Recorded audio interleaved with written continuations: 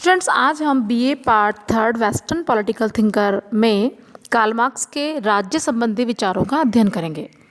इससे पहले हम कार्ल मार्क्स का जीवन परिचय, उनकी प्रमुख पुस्तकें, कार्ल मार्क्स का द्वंद्वात्मक भौतिकवाद, उनकी इतिहास की आर्थिक व्याख्या का सिद्धांत और अतिरिक्त मूल्य का सिद्धांत हम पढ़ चुके हैं। आज हम उसी क्रम में आगे बढ़ते हुए कार्ल मार्क्स की राज्य की अवधारणा को समझेंगे।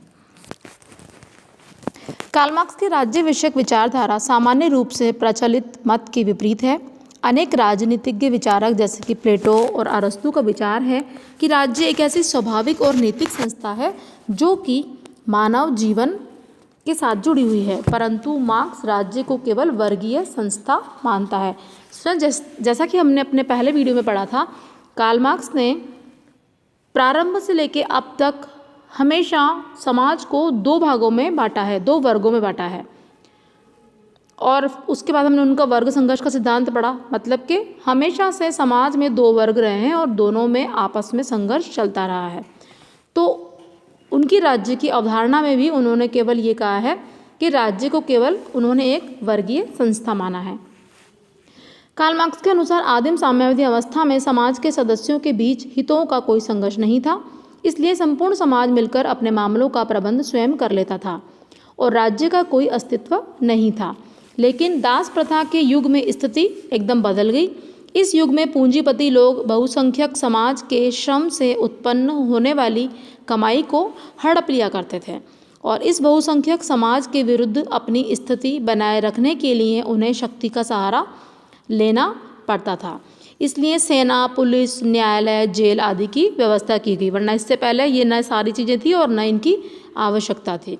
यहीं से राज्य नामक संस्था का सूत्रपात हुआ, वरना इससे पहले राज्य अस्तित्व में नहीं थे।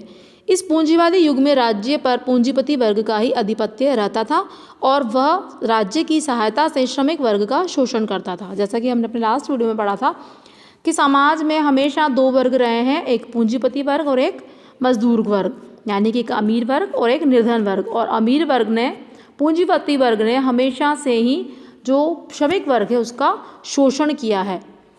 तो राज्य के द्वारा कभी कभी किए जाने वाले छोटे छोटे सुधार जनहित के उद्देश्य से न किए जाकर इस उद्देश्य से किए जाते हैं कि असंतुष्ट शोषित वर्ग के सुधारों के भुलावे में रखा जा सके, ऐसा मार्क्स कहते हैं।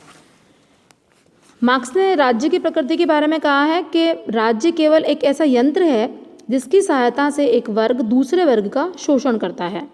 एंगल्स ने कहा है कि राज्य अपने सभी रूपों में एकमात्र शासक वर्ग की संस्था है और प्रत्येक अवस्था में इसने दलीय या शोषित वर्ग को दबाए रखने का ही कार्य किया है। कार्ल मार्क्स के अनुसार राज्य एक आवश्यक बुराई होकर एक ऐसी चक्की के समान है जिसमें समस्त सामाजिक वर्ग पिस जाते हैं। राज्य शोषक वर्ग के हितों की पोषक अर्थात एक वर्गीय संस्था है। मार्क्स राज्यों को अन्याय का परिणाम मानता है, इसी कारण उसके अनुसार इस संस्था को खत्म करके राज्यविहीन समाज की रचना की जानी चाहिए। कार्ल मार्क्स के अनुसार राज्य किसी भी रूप में हो लेकिन वो कष्टप्रद ही रहता है। मार्क्स के विचार में राज्य की समस्त प्रशासकीय संस्थाएं जैसे कानून, पुलिस और न्यायपालिका आदि पूंजीपतियों के हितों की रक्षक होती है और पूंजीपति राज्य श्रमिकों के द्वारा विद्रोह किए जाने के विरुद्ध एक प्रहरी के रूप में तैयार रहता है। तो स्टूडेंट, इस प्रकार कार्ल मार्क्स राज्य को क्या कहता है कि राज्य शोषक वर्ग के हितों का पोषक अर्थात एक प्रकार की एक वर्गीय संस्था है। राज्य क्या है? एक आवश्यक बुराई है, एक ऐसी चक्की कहा है मार्क्स ने राज्य को जिसमें सारा सामाजिक वर्ग पिसता रहता है। नेक्स्ट आता है समाजवाद तथा साम्यवाद का आदर्श। कार्ल मार्क्स का विचार था कि पूंजीवादी राज्य के नष्ट किए जाने के बाद जो सामाजिक व्यवस्था होगी वह संक्रमणकालीन होगी। इसको मार्क्स ने श्रमिकों की तानाशाही के नाम से संबोधित किया है। इस समाजवादी समाज का निर्माण पूंजीवाद द्वारा ही हो सकता है, क्योंकि इस अवस्था में भी पूंजीवादी व्यवस्था की भांति शिक्षित व्यक्तियों के द्वारा पूंजीवादी उत्पादन, विज्ञान, तकनीक तथा संस्कृति को महत्व दिया जाएगा। कार्ल मार्क्स के अनुसार इस बात में सतर्कता रखनी चाहिए कि अपदस्थ शोषक वर्ग इन परिवर्तनों का भयानक रूप से प्रतिरोधी करता है।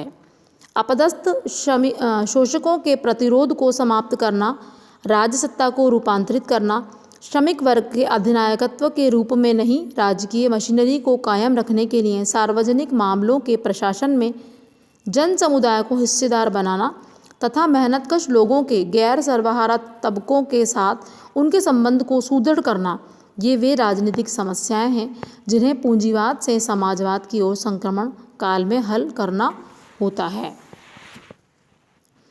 मार्क्स के अनुसार समाजवादी राज्य के कुछ प्रमुख कार्य हैं, वो ये हैं कि राज्य के सृजनात्मक कार्य करना, शैक्षिक दायित्वों को पूरा करना, शोषित और शोषक पर शक्ति का प्रयोग करना। तो स्टूडेंट्स, स्पष्ट है कि मार्क्स ने समाजवादी राज्य को संचालित करने वाले एक सुसंगठित साम्यवादी दल की स्थापना की जाती है ताकि यह दल नियमित रूप से निरंतर साम्यवादी राज्य की स्थापना के लिए कार्य करने के आदेश निर्देश देता रहे। इस प्रकार के समाजवादी प्रजातंत्र में प्रजा की अभिव्यक्ति सीधा तथा पूर्ण रूपेण होती है और जनता का सर्वांगीण विकास होता है। अब बताएं समाजवादी राज्य की नीतियां एवं उसके प्रमुख कार्यक्रम। मार्क्स के द्वारा स्थापित समाजवादी राज्य की प्रमुख नीतियां और कार्यक्रम इस प्रकार है। मतलब एक ऐसा समाज जो कि एकदम सही हो, उत्तम हो, तो उसने कार्ल मार्क्स ने उसके लिए क्या क्या नीतियां और कार्यक्रम बताए।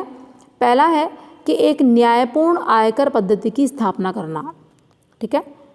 अपने समाजवादी राज्य में बैंक व्यवस्था का राष्ट्रीयकरण करना, मजदूरों के श्रम के महत्व को स्वीकार करना, राज्य की समस्त भूमि को सार्वजनिक स्वामित्व में लाना, निजी स्वामित्व को समाप्त करना और समस्त कृषि क्षेत्र में सहकारिता का प्रयोग करना, समस्त उत्पादन और वितरण के साधनों का विस्तार करके उन्हें जन जन तक पहुंचाना, उत्तराधिकार पद्धति को समाप्त करना, राज्य के देशद्रोहियों की संपत्ति को सार्वजनिक अधिकार में लाना, कृषि की समुन्नतता बनाने के लिए यांत्रिकरण को अपनाना, शोषण का दमन करने एवं बच्चों को निःशुल्क शिक्षा की व्यवस्था करने के लिए श्रम व्यवस्था में सुधार करना। ये सारे वो कार्यक्रम और नीतियां हैं जो कार्ल मार्क्स ने एक समाजवादी राज्य में चाहे। मार्क्स ने स्वयं कहा है कि पूंजीवाद द्वारा छोड़ी हुई असमान परिस्थितियों के आधार पर समानता की स्थापना करना अन्याय है, न्याय नहीं। अधिकार समान नहीं, असमान होने चाहिए। न्याय समाज की आर्थिक परिस्थितियों तथा उनसे प्रभावित सांस्कृतिक विकास से ऊंचा नहीं उठ सकता है। इसलिए समाजवादी समाज के संगठन का सिद्धांत होगा प्रत्येक से उसकी योग्यता के अनुसार काम तथा प्रत्येक को उसके काम के अनुसार वेतन। ये सारा जो विवरण है उससे स्पष्ट होता है कि पूंजीवाद के अंत के पश्चात उन्हीं परिस्थितियों में समाजवादी राज्य की स्थापना हो सकती है।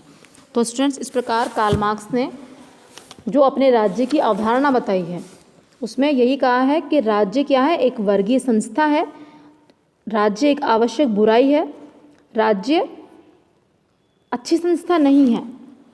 उसने समाजवादी राज्य की नीतियों के लिए जो प्रमुख कार्यक्रम बताए हैं वो हमने इसमें देखे।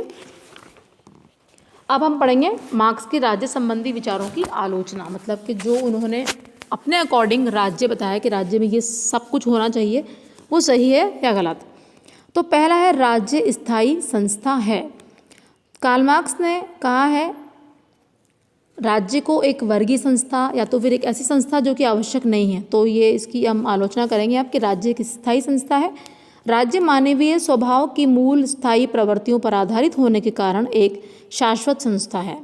साम्यवादी व्यवस्था में भी राज्य समाप्त होने की अपेक्षा अधिकाधिक शक्तिशाली हो जाता है, मतलब राज्य को हम एक बुराई नहीं कह सकते। नेक्स्ट है सर्वहारा वर्ग के मित्र के कार्य में राज्य। राज्य को मार्क्स सर्वहारा वर्ग का शत्रु बताता है, परंतु वास्तव में यह सर्वहारा वर्ग का शत्रु नहीं, मित्र है। आलोचकों के अनुसार राज्य श्रमिकों के शोषण के साधन के रूप में नहीं बल्कि उनके उत्थान व कल्याण के साधन के रूप में होता है। ठीक है, मतलब राज्य क्या करता है, राज्य लोगों का हित चाहता है। राज्य में रहकर व्यक्ति का सर्वांगीण विकास होता है। राज्य व्यक्ति का शत्रु नहीं है, राज्य व्यक्ति का मित्र है। नेक्स्ट है पूर्णतया अनुचित बल प्रयोग। बल प्रयोग के द्वारा शासक वर्ग की स्थिति को बनाए रखना ही मार्क्स के विचार में राज्य का प्रमुख कर्तव्य है। यह विचारधारा पूर्णतया अनुचित है। आलोचकों के विचारों में मार्क्सवादी सिद्धांत राज्य के अधिक पूर्ण तथा सच्चे स्वरूप की उपेक्षा करते हुए मात्र एक रोगग्रस्त राज्य का समर्थन करता है। टी.एच. ग्रीन ने इसके लिए लिखा है कि शासन बिना अधिकारियों के बल पर बहुत दिनों तक नहीं चल सकता, परंतु अधिकारों के साथ साथ राज्य का बल स्थायी हो सकता है। मार्क्स क्रांति के द्वारा राज्य को समाप्त करना चाहता है, परंतु वह इस बात को भूल जाता है कि क्रांति सदैव ही अत्याचारों में वृद्धि करती है। ठीक है, नेक्स्ट है वर्गहीन राज्य अस्वाभाविक। कार्ल मार्क्स ने वर्गविहीन समाज की कल्पना की है, परंतु उसकी यह कल्पना कभी भी क्रियान्वित नहीं हो सकती, क्योंकि समाज का कोई ऐसा युग नहीं रहा है जिसमें समाज वर्गहीन रहा हो। अतः वर्गहीन राज्य अस्वाभाविक है।